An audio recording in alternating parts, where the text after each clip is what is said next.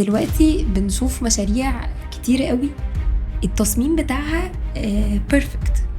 تمام. بنيجي بقى في التنفيذ بيحصل ايرورز كتير قوي. فايه المشكلة اللي بتحصل اللي بتخلي التصميم ملوش اي علاقة بالواقع؟ خليني اقول لك دي نقطة مهمة جدا. معظم المطورين او المستثمرين بيروح للمصمم مثلا او المعماري يعملوا تصميم، قد يكون طالب صغير او حد ما عندوش الخبرة الكافية. هو بيديله الشكل الصورة اللي طالعة كرندر جميلة جدا، بس في الحقيقة مش هتبقى كده. مثلا يعمل ازاز شفاف بس هو في الحقيقة هيبقى عاكس مش شفاف.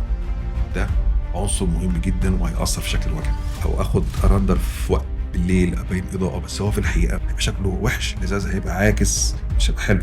ان انا مثلا وانا في البرسبكتيف مثلا ما بقاش مراعي التصميم الانشائي، بعمل مثلا جزء في المبنى طاير مثلا 20 متر، في الحقيقه مش هقدر اعمله، انا محتاج احط عمود، فالعمود ده هيبوظ الكونسبت الموجود لحاجه طايره او فلوتنج.